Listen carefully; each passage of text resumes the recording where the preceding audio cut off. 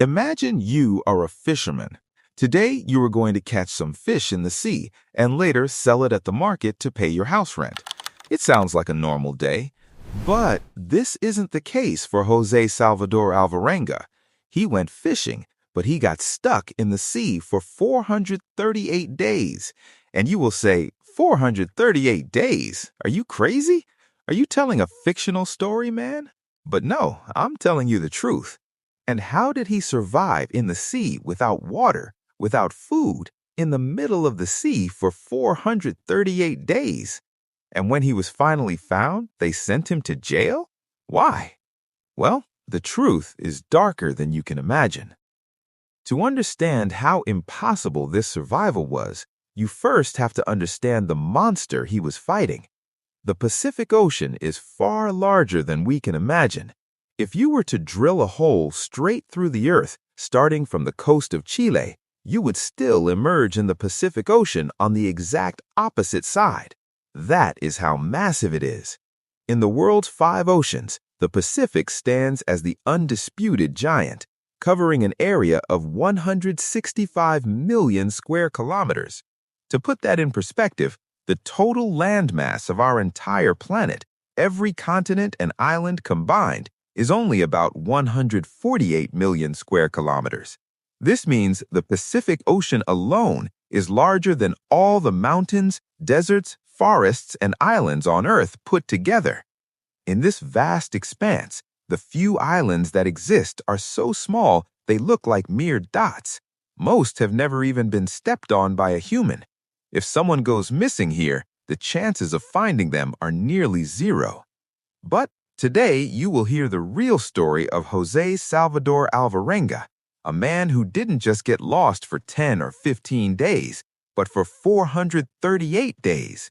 He accidentally set a world record that no one would ever want to break, the longest time spent surviving alone at sea on a tiny 7-foot boat. The story begins in November 2012 in the Mexican village of Costa Azul.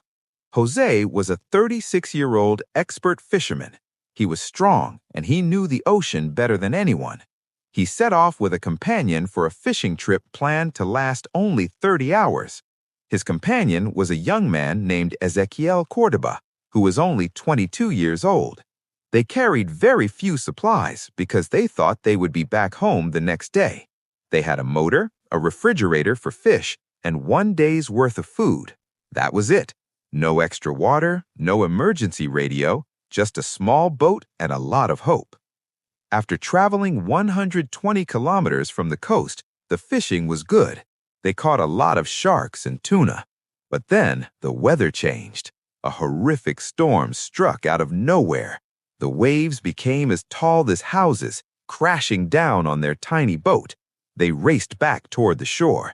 They were fighting the waves for hours, and they were only 20 kilometers away from the beach. They were so close. But then disaster struck. Their engine failed. It just stopped working. With no oars, no sails, and a dead radio battery, they were helpless. The strong winds grabbed the boat and pushed them back into the deep ocean. Imagine the fear, seeing the lights of the coast disappear as you were dragged into the darkness.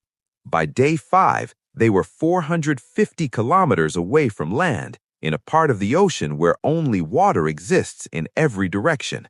The storm had passed, but now they faced a slower, more painful death: thirst. The sun in the Pacific is like a laser beam. It burns your skin and dries out your body. To survive, they had to do things that make you feel sick just thinking about it. They collected rainwater and plastic bottles when they could, but during the dry spells, when it didn't rain for weeks, they were forced to drink turtle blood to stay hydrated. José would catch a turtle with his bare hands, pull it onto the boat, and cut its throat. He would drink the blood while it was still warm. It was salty and thick, but it was liquid. If there were no turtles, they had to drink their own urine. They would pee into a bottle, let it cool down, and drink it just to keep their throats from closing up. Food was another nightmare. They had no fishing poles because they lost their gear in the storm.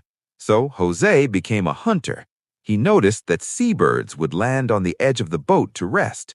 He would sit perfectly still, like a statue, for hours. He wouldn't blink, he wouldn't breathe. When a bird landed, he would snatch it by the legs. He would rip the feathers off and eat the meat raw.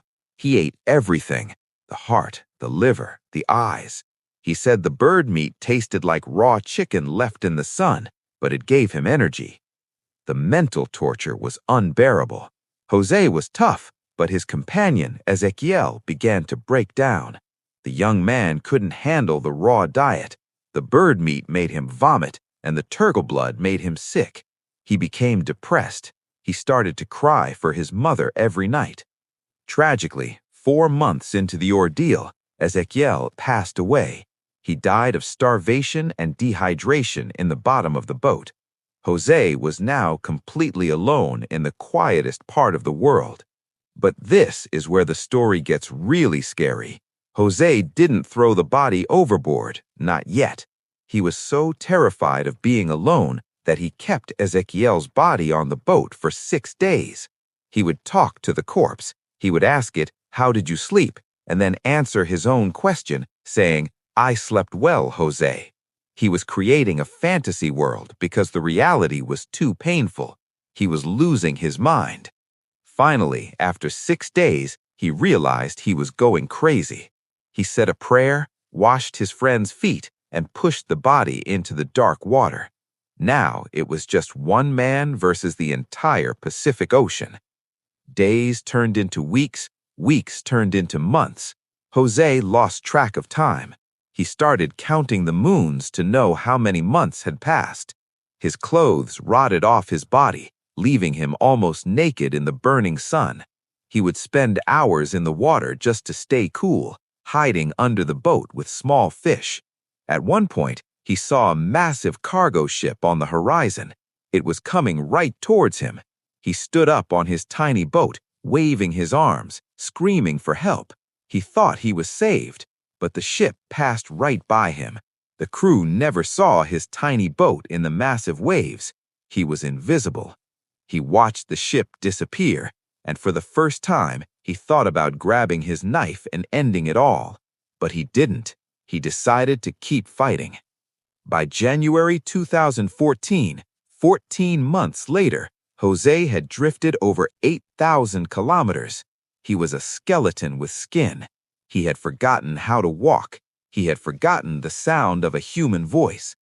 Suddenly, he saw something floating in the water. It wasn't trash. It was a coconut, a fresh green coconut.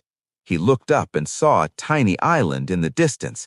He thought it was a hallucination. He thought he was dreaming, but the island was getting closer. He realized that if he didn't act fast, the current would push him past the island and back into the open ocean. He grabbed his knife and jumped into the water. He was weak. His legs were like jelly, but he swam with every last bit of energy he had. He crawled onto the shore of Eben Atoll in the Marshall Islands. He had traveled 11,000 kilometers from where he started.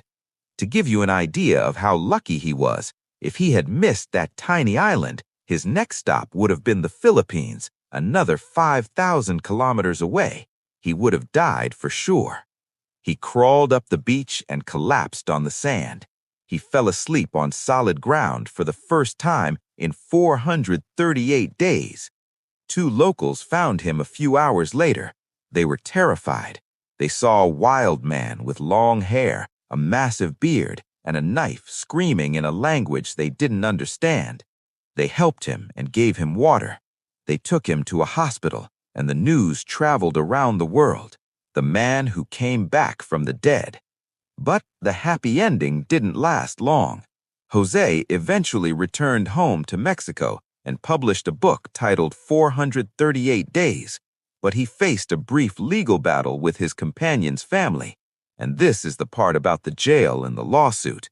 The family of Ezequiel, the boy who died, didn't believe José's story. They asked, "How did you stay so healthy when our son died?" They accused José of eating their son to survive. They called him a monster.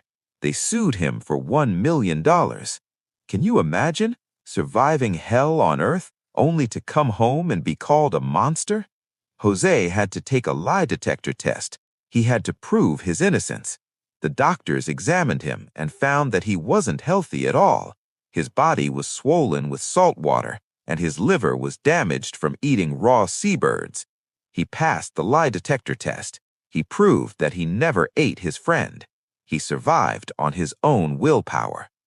It remains one of the most incredible stories of human endurance ever recorded. Today, he lives a quiet life, far away from the ocean. He is afraid of the water. He sleeps with the lights on because he is afraid of the dark. So, the next time you have a bad day, just remember Jose. At least you're on dry land. At least you have water to drink.